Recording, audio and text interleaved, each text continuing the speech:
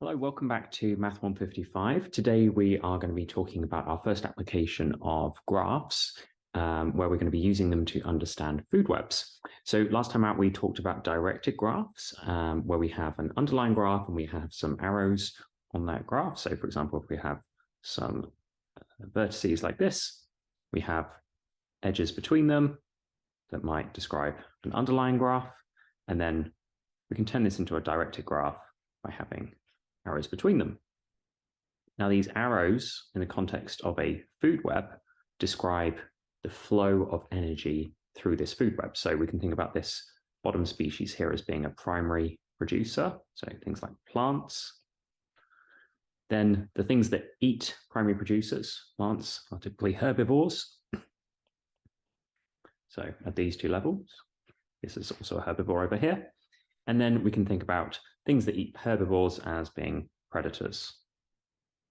We can also have cannibalism, where one species eats other members of the same species, and all sorts of other different types of interactions. We see on the right-hand side here an example of a food web, and you've probably seen something that looks like this before, but maybe not really thought about it in this slightly more abstract mathematical context, where we have these species represented as nodes or vertices, and then the arrows joining them representing this flow of energy, but also being able to be distilled down into a directed graph.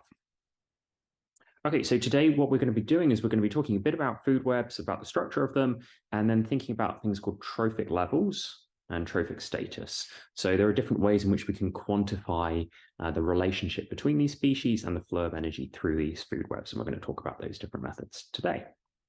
Okay, so here's an example of a food web. We've labeled these species A through O, and we just want to start off by looking at this food web and deciding which of these species are primary producers, herbivores, predators, and top predators. Okay, so we can distill this information from this graph just by thinking about the in degree and the out degree. So if you remember before, our in degree for a particular node is determined by the number of arrows going in. So in this case, we have an in degree of 2, and we have an out degree of 1. And the out degree is just the number of arrows that come out of it. So for a primary producer, they're not consuming anything in terms of other species, so they have in degree 0. So if we look at our food web, the species that have in degree 0 are A, B, and C. So these are our primary producers, A, B, and C. Likewise, we could jump all the way to the end and think about our top predators. If they're a top predator or an apex predator, nothing eats them, so they're going to have out degree 0. Which species satisfy this? We have O, and we have H. So species O and H.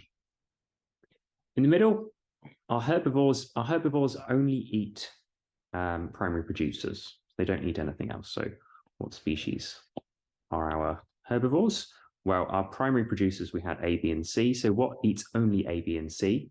Well, let's look at D first of all. D looks at first like it might be a candidate, but we see that we have this arrow going from D to itself. So this can't be a herbivore because it is eating itself. This suggests that there's some degree of cannibalism here. So D is not a herbivore. Let's move along. F also has arrows coming from B and C. It doesn't have any other arrows coming in, so F must be a herbivore. And let's see, who else have we got? G and K and H. Now H eats G, so H can't be a herbivore, but K and G only have arrows coming in from primary producers, so G and K are herbivores. Predators, well, predators are anything that eats another species that isn't a primary producer. So they could eat primary producers and then become omnivores. Here we're just going to define predators as being species that eat other eat herbivores or other predators. So what do we have here? Let's see. So we have species I eats species D. We have species M eating species I. We're not going to have top predators in here because we've already counted them. So we're excluding anything that's a top predator. So we're not going to count O and H here. We have I and M here so far. Let's see what else we have. E eats species F. J eats species E. N eats species J. And we also have L eats species G. So in this case, our predators, I'll do them up here. We're going to have E, I, J, L, M, and N. So hopefully I haven't forgotten any of them there. These are the different definitions we have here. The loop here, we've already mentioned, we've got a loop with D eating itself. So that indicates there's some form of cannibalism. Okay, so what do these arrows represent then? These arrows are representing flow of energy, essentially from primary producer through a particular path in this food web. So this is a different path here. That's another one there.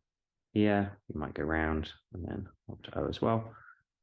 We're describing how energy is flowing through here. This brings us on to the idea of trophic levels. So trophic levels are one way in which we can try to quantify what is going on in a food web and what are the relationships between species. So here we've given named descriptors, primary producers, herbivore, predators, top predators, and so on. But in general, we might want to try and have some quantification of what's the actual relationship between these species, especially as the food webs become more complicated. So one of the ways in which we can do that is to define the trophic level of a species to just be the shortest path from a primary producer to that species. So for kelp, the bottom here, it's trophic. Trophic level here, T subscript S, is going to be 0 because it is a primary producer. And we say that the trophic level for any other species is K, where K is the shortest path from a level 0 species, so from a primary producer to that species in question. So for example, for sea urchins, the shortest path is 1. Likewise, for small fishes, the shortest path is 1. So they both have trophic level 1. For large crabs, the shortest path is 2. For sea otters, there are actually 2 paths that we could take. There's this path on the right-hand side, which has length 1, 2, 3. Or we can take this path here on the left-hand side, which has length 2. So seeing as we want the shortest path from kelp to sea otters is 2, so the trophic level of sea otters is 2. Then finally, we have sharks. We could take either path. If we take this path here, we end up with length 4. And if we take this path here, we have length 3. So the trophic level of sharks is 3 if we are assuming that the trophic level is given by the shortest path. Okay, so there's a quick way we can work this out rather than having to do this from scratch, going from kelp all the way up to sea otters or up to sharks every single time. And that's a bit time consuming if we have a very large food web. If we notice that the trophic level of, say, sharks here was just whatever we had for sea otters plus 1. And if we notice that the trophic level for sea otters, 2, was the minimum of what sea otters eat, in this case, sea urchins and large crabs, they have trophic levels 1 and 2 respectively. We take the minimum of those, the things that the sea otters eat, add 1 to it, and that gives us the trophic level for sea otters. So in this case, the smallest of all the things that sea otters eat in terms of trophic level is sea urchins, which has a trophic level of 1. So we add 1 to that, and that gives us the trophic level for sea otters. So this is a recursive way of defining our trophic level. Okay, so there are different ways in which we can talk about trophic level and different ways in which we talk about trophic levels tell us something a little bit different about the nature of the food web. One of the problems here of using the shortest path is that our crabs, our large crabs and our sea otters have the same trophic level, even though sea otters each eat large crabs. This isn't a particularly nice way of thinking about things, because we tend to think about something that eats something else as having a higher trophic level. So this is a problem with using this shortest path. So alternatively, we might want to do the opposite and take the longest path from a primary producer to our species. So for sea urchins and small fishes, this is 1. For our kelp, it's 0. We always start with 0 for our primary producers. For our large crabs, this is unchanged from before. This is 2. For our sea otters now, we are going to, again, have these 2 paths. We can either take this path on the left-hand side, which is of length 2, or we can take this path, which is of length 3. We take the largest one here because we want the longest path for this definition of our trophic level. So in that case, rather than the trophic level of sea otters being 2, as it was before when we took the shortest path, now we're taking the longest path. So sea otters have trophic level 3. That has the nice property that if sea otters eat something, large crabs or sea urchins, they always have a higher trophic level. Okay, so we didn't have this property previously. For sharks, we have a similar situation. We could take this left path here, or we could take this right path here. We take the right path because this is the longest path to kelp, and so sharks have trophic level 4. As with our previous example with the shortest path giving us the trophic level, when we do the longest path, we can just look at all the things that our species eats. For example, sea otters here eats sea urchins and large crabs, and they have trophic levels 1 and 2 respectively, and we just add 1 on to whichever is the largest of its direct food sources. So in this case, sea urchins have trophic level 1, large crabs have trophic level 2, sea otters have to have a higher trophic level than all of the things that it eats. So in this case, the largest one of these is large crabs, which has a trophic level of 2. So sea otters have a trophic level of 1 plus 2, which is 3. So that's a nice way in which we can work out trophic levels using either the shortest or the longest path. Okay, there are some slightly more complicated definitions that we can use to understand the relationships between species and energy flow in food web. One of these is called tropic status. And tropic status of a species is given by this sum here, where we take k, where k is an integer going 1, 2, 3, and so on, times by n subscript k, where nk is the number of species whose longest path to x has length k. Okay, so let's work through this to see what that actually means in practice. So let's think about kelp to start with. So for kelp, we always start with our primary producers in these ones so far as having trophic level 0. So there's nothing coming into our kelp. This is why we have trophic status of species 1, our kelp here being just equal to 0. Okay, let's think about next species here. Let's start with sea urchins. So the trophic status of sea urchins. Well, let's look at the arrows that point into it. We just have this one arrow here coming from kelp. So this has length 1. There's nothing coming into the kelp, so there's no more paths to consider.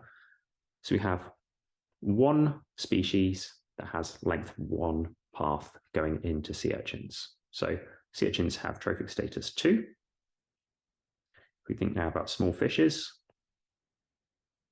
their trophic status, just like sea urchins, for the same reasons, is going to be 1. Now let's think about large crabs.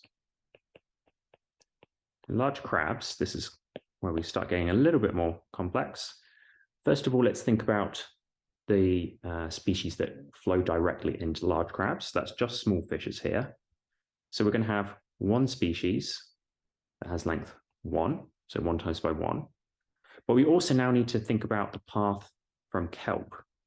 So remember, our trophic status is accounting for any species that has a path into our species in question here. So there is a path from kelp to large crabs, and that path has length 2. So we take 2 times by the one species that has path of length 2. So in this case, we have 1 plus 2. So large crabs have trophic status 3. Let's try this for sea otters now. sea otters, we've got more paths coming in.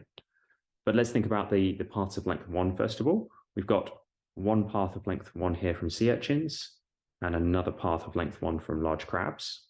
So we're going to have 2 paths of length 1. From kelp, we have, actually no, let's do small fishes first. That makes more sense because we're doing the longest path. So small fishes, they have a path of length 2. So let's just remember that for a second. Kelp, they have 2 paths. They have this path of length 2, and they also have this path of length 3. So we want to take the longest of those. So that means that there's only one species, small fishes, that have the longest path of length 2. So we can take one species, small fishes, multiply it by its path length 2. And then kelp, remember, it has its longest path being of length 3. So there is one species, kelp, as path of length 3. So here we've got 2 times by 1, so 2 plus 1 times by 2, which is 2, which gives us 4, and then add on 3 at the end. So sea otters have trophic status of length 7. Okay, the last one here to do is sharks. So the trophic status of sharks, we do exactly the same process we've done before. So one species, sea otters, has length 1. We have 2 species, sea urchins and large crabs, have longest path 2. So we have 2 times by 2. We have small fishes have longest path length 3. So there's just one species with path length 3. Longest path length, that is. And then kelp, longest path length of kelp is 4. So there's one species has longest path 4. So we're going to have 1 plus 4 plus 3 plus 4, which is 12. So that's how we calculate the trophic status of species in a food web. The last example that we're going to consider is something called a weighted food web. So here we've got a directed graph, but now we've added these weights to our food web. And what these weights represent is the proportion of a species diet that comes from that particular food source. So for example, sea otters, we're saying 0.7, a proportion of 0.7 or 70% of their diet comes from sea urchins, and 0.3 or 30% of their diet comes from large crabs. So if we add these weights to the arrows that go into the different species, we can understand the proportion of the diet that comes from that species. This is really useful for understanding what happens if we say remove a species. If we removed sea urchins from this food web, if I suddenly get rid of sea urchins here, then that's going to have a much bigger impact on the diet of sea otters than if I remove large crabs, because sea otters eat more sea urchins. That makes up a bigger proportion of their diet. Okay, so how do we work out the trophic level when it's weighted? Well, here, this is going to be slightly different to previous examples where our trophic levels or trophic status of our primary producers was 1. Here we're defining our trophic level in a weighted food web to be 1 plus the sum of the weights times by the trophic level that's weighted of any species that's coming into it. So this is basically saying we're adding 1 to the weighted trophic levels of the species that flow into it. Okay, so that might be a little bit hard to grasp without an example. So let's work through this example here. For kelp, this is going to be 1 plus what are the weights of any species flowing in? There aren't any species flowing in, so this is 0. So that's why our trophic level for kelp is equal to 1. For sea urchins, note that all of their diet, a proportion of 1, 100% comes from kelp. So here we're going to take 1 plus the weights, 1 times by the trophic level of kelp, which was 1. So the trophic level of sea urchins is 2. Similarly, for small fishes, they have a trophic level of 2. For large crabs, they have 1 plus the weight of anything flowing into it. So that's 1 here, times by the trophic level of the thing that's flowing into it. So 1 times by the trophic level of small fishes. I should have said this was 1 plus 1 equal to 2, not 1 plus 1 plus 2. The trophic level of small fishes was 2. So we take 1 plus 1 times by 2 here, which gives us a trophic level of 3. Sea otters, this one's a bit more complicated. Now we're going to take 1 plus, remember this 1 plus comes from the start here, 1 plus the weighted trophic levels of the species coming in. So we have 2 species coming in here, sea urchins and large crabs. So sea urchins have a weight of 0.7. And we take that weight and we multiply it by the trophic level of sea urchins, which is 2. So it's 2 here. And we also need to add on the weighted trophic level of large crabs. So we take the weight of 0.3 on that arrow and times it by the trophic level of large crabs, which was 3.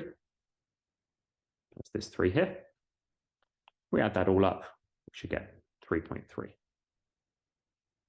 And then finally, for sharks up at the top here, we're going to have 1 plus the weight. So that's just going to be 1 times by the arrows flowing in. We have sea otters, which has a weight, a trophic level of 3.3. So we have 1 plus 1 times by 3.3, which is 4.3. So some of these examples, it's easier if you, rather than just sort of trying to understand what goes on from the definition here, of just working through an example like this to understand what is the trophic level when it is weighted.